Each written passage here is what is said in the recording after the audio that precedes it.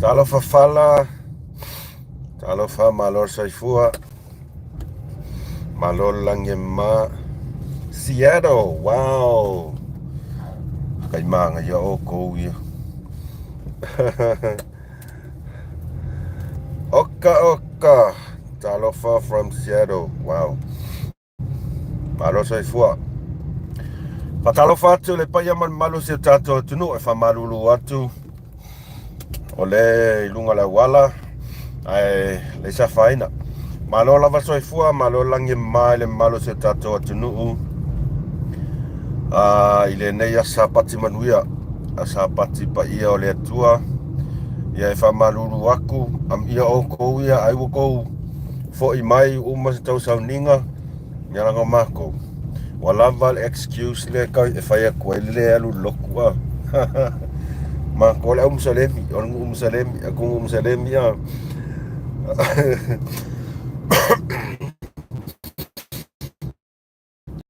Talo falava sa sao, malo soifua. Ya, tatono lo manuia o tau le nei vaenga le aso. O le taiao le nei o matou pitonu. O lea ua nga i atu i se tasi o taalonga. Anto e makamaka mori mau ia taalonga nisi foi o whanau. O lo whatino ina le tono le matou malai le matou kolisi. O taalonga le stete. O taalonga stete le whataina tono malai le matou kolisi. Ia. At pauanga mea ne kupunga ia mako. Anyways, ia. Vi ia mawhaftai le lofa o le tua lo tātou te mai langi o na lo whaasoa i tātou lan whanau. I taimi umamasa umor tātou wola o whamanuianga e tele wa iau fua ia te tātou ai mai se lava le malosi ma whawhau e le taimi e le petia i le tātou whainga malanga i le tele o whaasoa songa te Apollo i a maniso o whawhitau li tupu leo langa ai tātou te whaftai le tua o na orana sosoani marana whaatasi mai a te tātou e manuia i mea uma tātou te whaia e ai mea tātou te whaia le mwhain tātou whatau nuu e tai e mawhai mea uma i whaatasi mai o le tātou te mai le langi e peo se whaftai pupuna e mate tu atu e whawheloa i e tuai le malo tātou wō mapaanga o malawa le MUSS Ma Le FA'ASOA mai se o sina tātou a inga whas o malawa ia ai mai se foi o e o lo lango inga nisi o vaenga wha whai ia e whatalo whatu sa wha malo tātou li whaola malo saifua malo lange ma e mua lava ona o wha malulu atu sa moa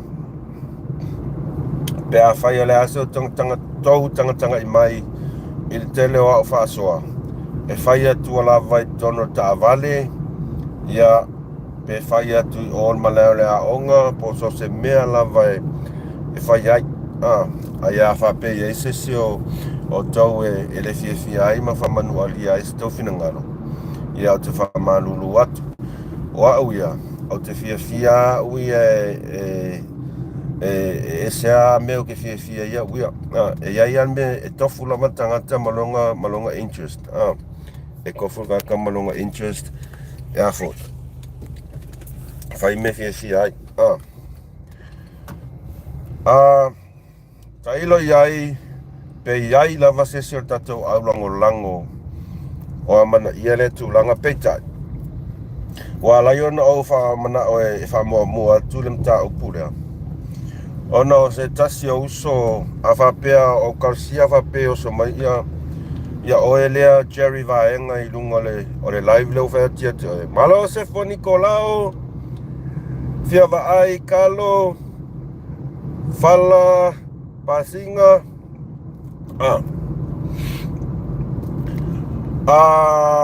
whaftai leo so ia Jerry vaenga, mo lona finangalo, o au no fo monemo mafau o o le iloa e siri aku la lau fai kau aku i palau vale a isi au ki ke enga le kau ai mai kia ngai lo le ile kangakange o Jerry Vaenga wa fai so o lau komengi nga ko ki fafia fai me lau komengi nga wa ki nga makai le fai so o ko live kongo ka vale ai le fai mai le fale po ia se fale ya o te fa malulu atu le so ya Jerry Vaenga fa malulu atu lo fina ngalo o le ala vale mea o ia ilo fina po o ilo fina ngalo ile nga mea o le fai ko live ele nga wa uskanga ka fai ku live kongo ka vale o mo fomo ma fau ke le lopo le ale le wing o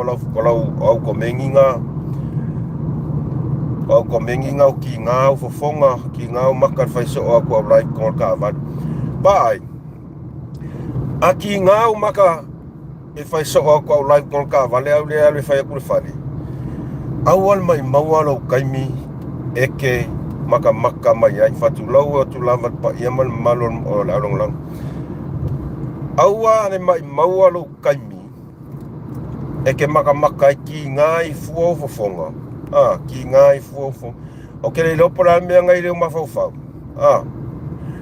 afa peo ke fai yaku ngei la o au ke moi kongo ka vale o au ke moi andas le street o lalo bridge ele eso fale e ke fia e ke fia fangu au lei malo soi fua e o ke va ai a kora ka lo fangu au lei ngalo akara vaso malo soi fua fangu au lei o va ke lo ka fa li Jerry Vaenga o ai se mea nga le pauanga o au komengi mai ai so se live o au ngo kele manga ya paual mea wala ingo fa so ko o fai so a fai o se mention nga ke ngo foi a fa pe o se mention nga ke ngo foi pe fa pe o le winga nga o au komengi ia le tua a fa pe o le ka ke ngofo se shack fa ngale pos fale o posea ia va ftai le tua ai o fa malulu atu so se mea la vai fai o paula va o ia o ke le anga on sa ia Jerry se fai sa office of asalau ia nga e fa fia ile lo fingalo au o le wo mapa anga atangata se tato tunu so o ia o fa so tu lamba ele fa pe ai o lo saulea ma e fa pe mai ki nga maka e fa so ko live kongo la ka vale mo lo sira fia e pulle lava au Jerry Vaenga le ai lava masau fe au fa aku ngei la sorry ele so fale ele so ka fale e makivas ka mai kiki ai fu se fale sorry ele manga yelo ka fale ai ke fia ele o le fale a o le ano a fale ali Jerry Vaenga ele o le fale a o le ano a fale la lo winga la kala ele o le mea e fai a kuai lau fa'asoa ai o mata upu ta ua lea tatu tu fa'asoa tuai so afa pea kele ki ngau maka i fai so ko au live kong ka avare ma ngai i o le mek ma ngai fai ngofi fa me awal mai mawalo kaimi ele o kele manga o mauso kaimi e o fa'asoa kwan mera ai ua fai so nga kangi o Jerry Vaenga le fai mai fale ele ai masau fe au ma ele mai mawalo kaimi e ka ua kuai se mafua anga e ala inga fai au live kongo ka vale ia poso se mea lava ai le fai ku kongo lo fale ele sau fe au ma ele mai mawalo kaimi e famkala kuai aua lava nge e ko mengi mai whapenga, a whape e ke whio palau wale mai, mangaia. Mangaia. Ai e aka ngia mai I iau ko mengi nga. Ore mea whea koe, kasi ar ko mengi. So o se lai, kasi ko mengi. Whakolunga ko mengi I le live kasi. A ole ko mengi anga e kasi. Se ale whai mai whale au live ki ngā maka whai so o me au live konga ka. Tone, ole alau whea au. Ole alau whea au ali Jerry Vaenga. Ai re fia maka au live. Ale Paul mango ma manolo. Paul mango manolo. Awar ki ngā fuolo ma fau. O lai ma ngai ama tau ta faonga. Mana ia uo. O paanga. Ia mai se lavo se matu ai ngā fatut. A whapeo o eos fatutua le tua sa motas. Le ai. E de alo ilala kala pe a whape. Pe a whape. O koi ngā kalanga. O koi ngā saunoanga na saunoa. A whapeo o eos e si pati. Ia e si le lo alue. Popol mga o malulu fangu ma pulau ia afu malpof. Ya. Al kalanga ya oe Jerry Vaenga. Mei a vito. Malo laval soifua. Mani sau mani. Tole. Fatalo fatu. Ile malanganga whaaloale ya teo tou. O a usa. O tele mana o e whai sau whasoa le nei aso. Ona ina I vaenga leo te anga I mai ai. Ia leo o mai tono lea o ngai. E molma wina ma matamata ta alonga anise whanau. Ai. Ole ale to yo osa tala po sau whaasoa. Ile roadshow o tato a inga o whatua tua samoa o tasi. Ole ale yo osa whaasoa. Ile roadshow o tato a inga whatua tua ile tua samoa tasi. Pau wale mea lea ua o kei ai. O tele nai soifua ua afia ona ole pomu o lipo tia mai. Ona ole pomu lea sa pae sa vai.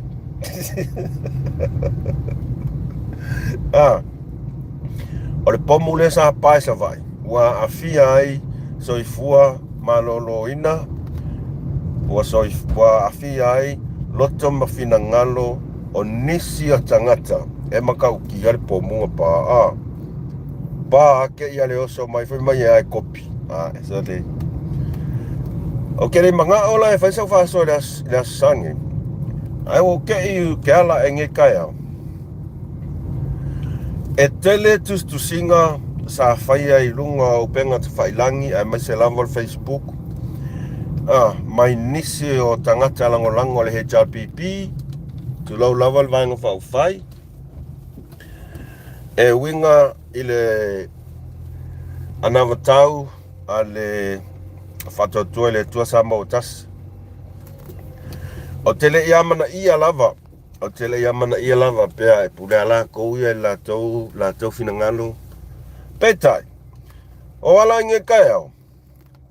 Auwa ai le famous ma le longo wa. Ale okay, they lopo le pronounce le upua or le black genderism or black whatsoever. O tustu singa se tasi o tina sa avea maloia sa whaamaunia lana ngaoi I tupe a tangata le atunuu. Pingi sa o kwari mea. Sa fasia tia le HRPP lon to lua. Ai o lo alu lava malango le HRPP. Wala lau ai le kopi ale whatuatua I le atua sa mo tas. Ia. Ele tele sa utala le kopi. Ai o lau whaasoa. O le aku sa o kuat ki ngā lea. I ki ngā lea. Momol ka ngakai ngalo a sau fai male ngei male nga ya to sisira mai o leu a mata le le ta'alonga amata ta'alonga o le au lea o le au mai Engelani lalo fulvalu tausanga le alau ta'alo ma le au ale stete matou e to ono tamaiti o to ono players o lau au lea ta'alo ai le au lea stete matou le tari malo e matou le au lea le angale mai Engelangi ai sona tas fasoa e pupu lava tas fasoa o le kopi le fai mai e finge ne o le kopi le kaukala mai finge ne fai mai o kopi le fast i le nava taua al HRPP o feanga i loa i le HRPP fai ngi nga vakau o feanga i loa i le HRPP fai ngi nga vakau mai fasu kausanga ngai loa e se HRPP ave se Roadshow e feloai matangata nu o Samoa ngai loa le HRPP ave ngi kupe e afo e ati na ai nga Samoa nga fai le HRPP nga mea mai fasu kausanga or kali e misi a ko ele i faia lava e se HRPP ngi nga vakau mangi Roadshow ai oso mai fingelo mai ava visikota fai mai e kopi ba ai e ser kopi e ser nga oi e ser kopi e ser nga oi pe o e nga alu ai uma kupe o ke o foi lo le ma oi fie fa ali mai laulo ia malau fia poko ai ke nga oi e ke nga oi o le pumongi anga ke nga oi e ke ai kupe ngaka o e nga o kupe alo o langa ko ngaka ngai oi Aula oso mai lea fai mai e kopi le fast tole fai mai fai e kero ia ale ole iloa e makonge le ngi mafau e afo e valea fava senga le se senga mo le kopi ali vese kota fa ko foi e ser kopi e ser ngoi o oe vese kota e ke ngoi o fa maongia oe e ke ngoi e kaunga ele ko eloia ke alu e ke ka aingi sila e saufai menga ko inga kalava penga e ke alu kenge lo Samoa ali poleo kenge Samoa e alu ka aingi sila nga saulea fai mai kopi le fast oi ngai ai sau mea nga fai i le fai ngole ole anga vakau pe pelo al HRPP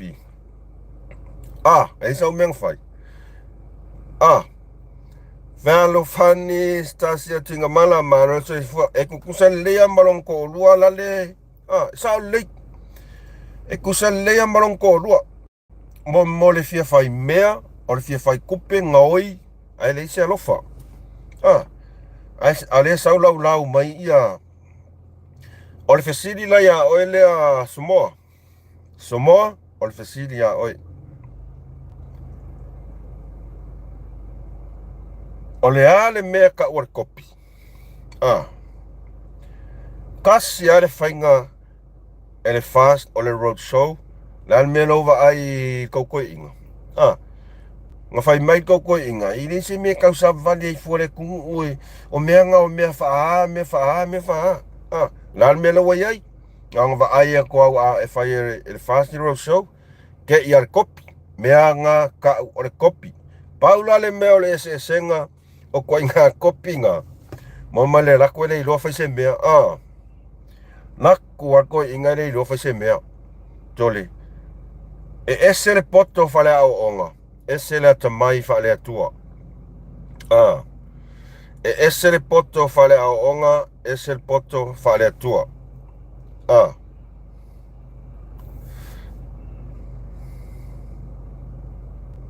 sa o le malo Lawrence ese al poto fa le onga o le poto fa le onga nga wa avea ai ma mea la tau te lea mana ia i tangata Samoa ma whaapea i lava lako e wa lea kak Samoa ma avea nga ma awala e o ai loa ai kupea kaka Samoa ai lea fo lea kungu ai whātua na ila tunu, o lau poko la ngai kakala I mai, e alu ai ngaoi kupe, au clients, o whamau ngia, e le pero lau kala, walau I loa o ele meka o ngaoi mani ai kupe ali visikota,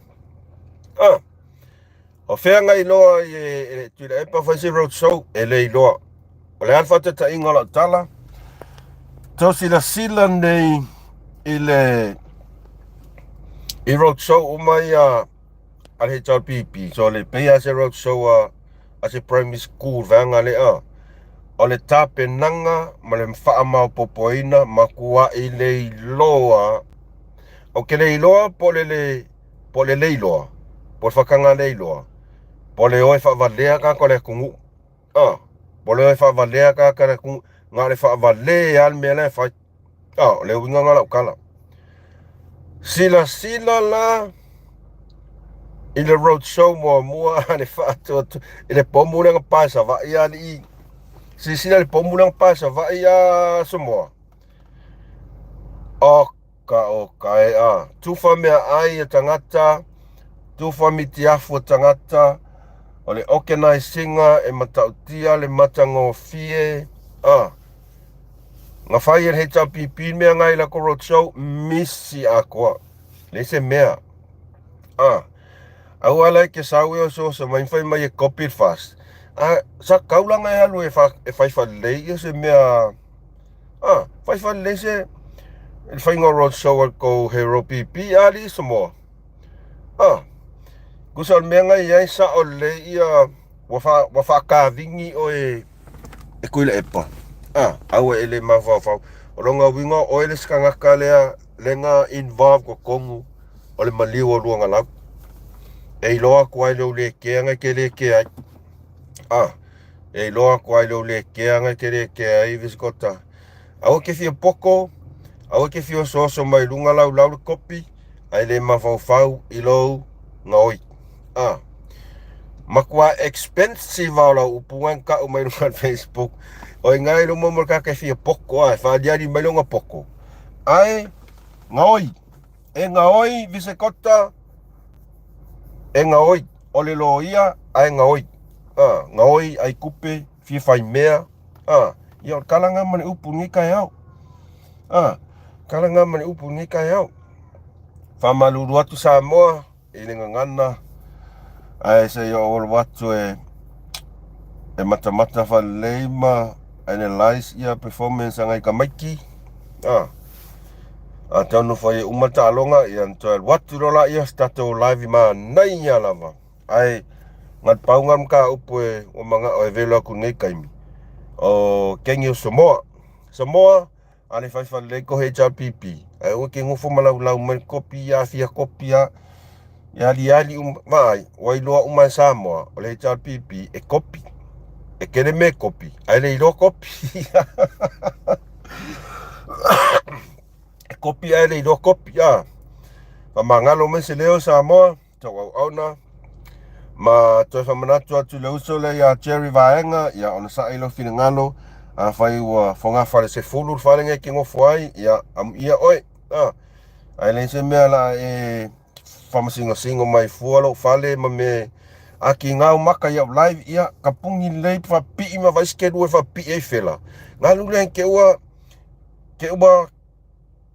whapuka se sio fela ali cherry vaenga ia o tala na male upu nei tula le aso Samoa whamanuia le tua le nei aso mauna ngainga toe manu fufuanga tātou te wheloai se taimi le nei aso ia po tai au foi whamanuia tele le tua ia o tau Samoa alofa tele atu like, share, ma subscribe kako channel.